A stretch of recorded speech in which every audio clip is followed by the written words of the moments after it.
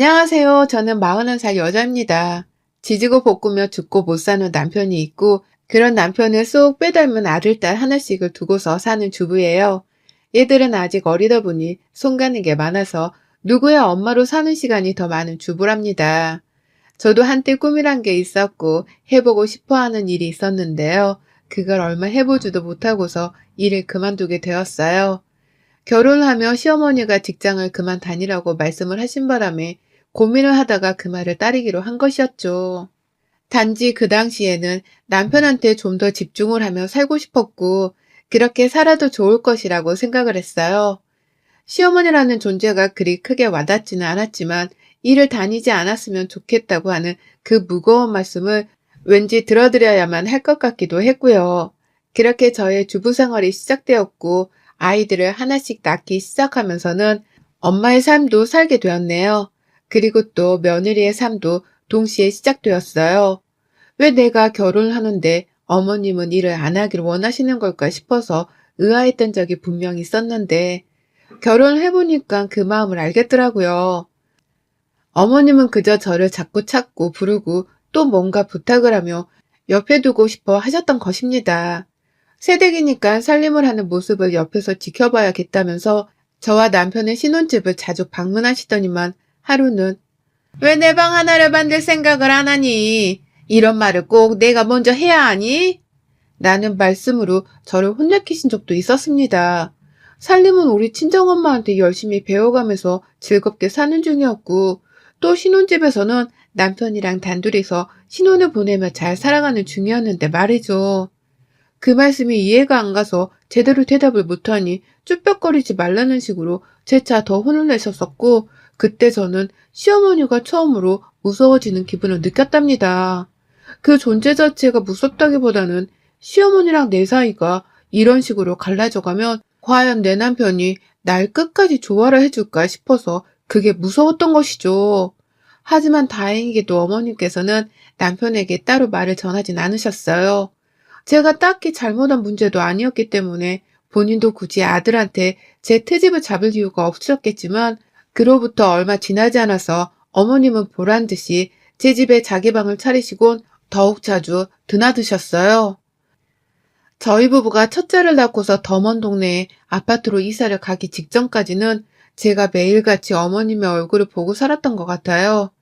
처음엔 살림을 잘하는지 지켜봐야겠다고 하더니만 자꾸 와서 살림을 하나하나 따져가며 지적질을 하시더니 언젠가부터는 내 남편임에도 불구하고 어머님이 직접 총대를 메고서는 안주인 마냥 행세를 하더라고요.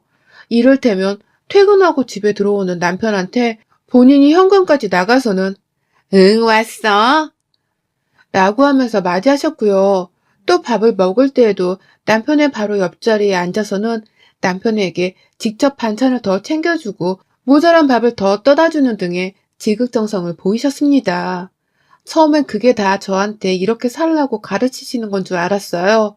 그래서 저도 어머님이 안 계실 때나 혹은 어머님이 계실 때에 그렇게 지극정성으로 남편을 대해보려고 노력을 하는 모습을 보였는데, 하루는 어머님이 저를 따로 불러선 말씀하시더라고요. 그런 건 내가 할 거니까 넌 그냥 옆에서 가만히 있기나 해. 라고 말이죠. 그때 저도 살짝 간파를 했습니다. 어머님이 나한테 살림을 가르치려고 하실 생각은 애초에 하나도 없었고, 오로지 그냥 당신 아들이 나랑 지내는 모습이 배 아파서 자꾸 찾아와 심드렁하게 방해를 하시는 것이란 걸 말입니다. 그 후로는 저도 어머님이 무슨 행동을 하든 배우려는 자세보다는 꼴값을 떨고 앉아있네 하는 생각을 속으로 하면서 바라보게 되었어요. 처음엔 시어머니랑 잘 지내보려고 하던 마음이 컸었는데 점점 시어머니는 친해져봤자 내 인생에 도움도 안 되고 도움 줄 만한 어른도 아니라는 생각이 굳어졌죠. 그래서 집에 찾아오시는 것도 점점 불편하던 기색을 보이기 시작했고, 시어머니한테뿐만 아니라 남편한테까지도 이렇게 살 거였음 나 이 결혼 안 했어. 내가 당신이랑 사는 건지 시어머니랑 사는 건지 모르겠네. 라고 하면서 어머님 좀 말려보라 부탁을 하기에 이르렀어요.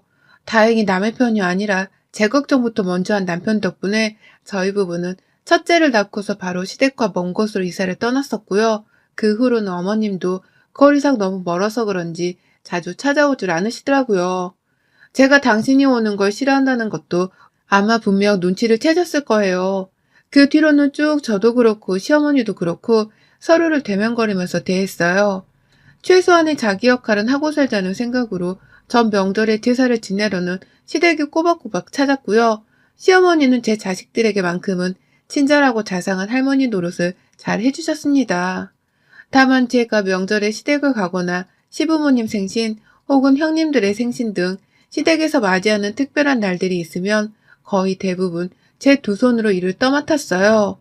시어머니는 아이들에게 자상한 할머니셨고 남편과 시아버지께는 여전히 따뜻하거나 희생하는 어머니이고 아내였으나 저에게는 불호만 가득한 시어머니셨죠.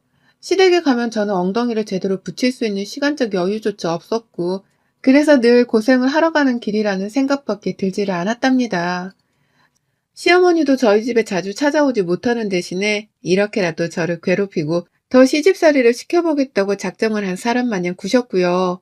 여러모로 제게는 결혼 생활 내내 최악이라고 생각이 되는 분이셨죠. 그러니 서로 좋다고 생각될 만한 추억거리도 별로 없었고요. 보기만 하면 이번엔 또 무슨 일을 시킬지, 어떤 수고로움을 감내해야 할지에 대해서만 고민하고 걱정하며 불편해하는 사이였습니다. 물론 저 혼자만 불편해하는 것이긴 했죠. 시어머니는 제가 아랫사람이니 얼마나 편하고 부려먹기 좋았겠냐고요. 그렇게 살면서 저희가 이사간 집에 오기라도 하는 날에는 이왕 온 김에 좀 더 있다가 가겠다면서 하루 이틀 정도를 그냥 무작정 묵고 가시겠다고 통보를 하기도 하는 등 제게는 정말 결혼 내내 가슴 한켠에 고민거리를 안고 살게 만드는 분이셨답니다. 그렇게 살며 주부로 그리고 엄마로 조금씩 제자리를 스스로 찾아가려 노력하던 중 제가 태어나 처음으로 아파서 혼절을 할 뻔한 극도의 위기 상황을 겪었습니다. 올 초 3월 여전히 날이 춥던 때에 겪은 일이었는데요. 새벽부터 배가 찢겨질 듯이 너무 아파서 밤새 뒹굴면서도 어떻게든 버티고 참아보려 했는데 남편이랑 애들이 학교 가고 출근하자마자 기다렸다는 듯이 토를 하고 탈수로 온몸이 누렇게 떠버리는데 이거 이상하다 싶었습니다. 생전 그렇게 아파본 적이 없어서 저도 많이 겁이 났고 겨우 혼자 걸어서는 집 근처에 있는 내과까지 찾아갔어요. 근데 또 거기서는 단지 전날 밥을 잘못 먹은 게 아니냐고 하면서 체한 것으로만 보고는 수액을 맞추고 돌려보내더라고요. 그래서 곧 괜찮아지겠거니 했는데 저는 그날 집에 가서는 남편이 퇴근을 하고 집에 올 때까지 침대 밖을 나오지도 못했어요.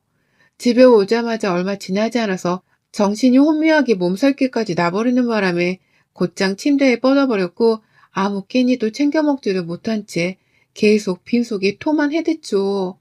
그러다가 애들이 안 되겠다면서 남편한테 먼저 연락을 했고 남편도 회사는 어떻게 한 건지 집으로 곧장 달려와서는 결국 저를 데리고서 큰 병원을 찾아갔습니다. 저 혼자서도 갈 수 있었는데 도무지 일어설 힘이 없어서 전 남편이 올 때까지 내내 침대 위에 뻗어만 있었네요. 남편이 현관 밖에서부터 차 그리고 병원 앞까지 옆에서 업어준 채로 데려다 준 덕에 병원까지 정신을 잃기 직전의 상태로 겨우 찾아갈 수도 있었던 거고요. 그렇게 가서 주사 맞고 정밀 검사를 받으며 병원 안에서도 정말 정신이 없을 만큼 온갖 검사를 다 받고선 지쳐 누워있는데 남편은 제가 자는 줄 알았나 보더라고요. 옆에서 전화가 울리는데 그 전화를 바로 받더라고요. 보통 남편은 제가 시어머니를 불편하고 싫어하는 걸 아는지라 제 옆에서는 절대로 시어머니 전화를 받지 않거든요. 혼자 나가서 피해받거나 문자로 답장을 대신하곤 하는 사람이었습니다. 저 없을 때 자기 엄마랑 통화하고 연락을 주고받는 것까지는 저도 상관하지 않았고요. 그런데 남편은 잠시 방심을 하고서 그 전화를 받았고 수화기 너머로 제 귀에 톡톡이 들릴 만큼 시어머니의 꺼렁꺼렁한 목소리가 들렸어요. 걘 병원도 혼자 못 간다니? 라고 하면서 대뜸 화를 내는데 남편이 그제서야 혹여나 제가 들을까 싶었는지 수화기 소리를 낮추고선 슬며시 자리에서 일어나더라고요. 아, 그때 속으로 진짜 관뚜껑 열고 뛰쳐나온다는 게 이런 기분이구나 싶었습니다. 나는 아파 누워있는데 시어머니란 사람은 내가 혼자 병원도 못 간 것에 대해서 흉이나 볼 생각부터 하다니. 시어머니가 나에 대한 뒷담화를 하는 걸 들어버린 바람에 숨이 차오른 만큼 흥분을 했죠. 그러다 한참 뒤 남편이 돌아왔고 저를 옆에서 계속 간호하다가 잠시 나가더라고요. 화장실이라도 간 듯 했어요. 그때 저는 눈을 떴고 제 베개 옆에 아무 생각 없이 놓고 간 걸로 보이는 남편의 핸드폰이 눈에 들어왔죠. 지체할 것도 없이 핸드폰을 확인했고 확인을 하자마자 카톡 맨 상단에 있는 시어머니의 카톡 문자를 확인했어요. 죽을 병 아니면 걔는 그냥 두고 얼른 집에 가. 너 내일 출근해야 하는데 걔 때문에 네가 뭔 고생이니? 아플 때 퍼를 잘못 들이면 너 나중에 또 고생한다. 라고 보내놨더라고요. 배우자가 아프다는데 지고 재고 따지면서 버릇을 들이고 말려하는 사람이 어딨나요? 배우자가 아프면 당연히 옆에서 한마음으로 간호하고 빨리 쾌차하기를 바라며 온 신경이 다 그리로 쏠리는데 시어머니는 제가 무슨 남편의 직장 상사 혹은 남편의 옆집 이웃이라도 된다는 듯이 아주 냉정하고도 차갑게 말씀하셨더라고요. 절 보살피는 건 버릇을 잘못 들이는 짓이니까 나중에 고생하지 말고 빨리 집에 가 쉬라면서 말이죠. 내가 지 손주들을 둘이나 낳아준 며느리인데 아프다는 며느리가 이젠 좀 괜찮은지에 대해선 한마디도 물어보지들 않고는 계속해서 저를 비난하고 욕보이는 카톡 메시지만 장황하게 보내놓으셨어요. 이렇게까지 어머님이 못나고 못된 사람인 줄은 몰랐지만 아픈 사람한테까지 그리 매정하게 구는 걸 보니 전 시어머니에 대해서 완전히 다시 생각하게 되었답니다. 원래 좋은 분도 아니셨지만 그때 완전히 우리는 절대로 가족으로 얽힐 수가 없는 사이라는 걸 뼈저리게 느꼈죠.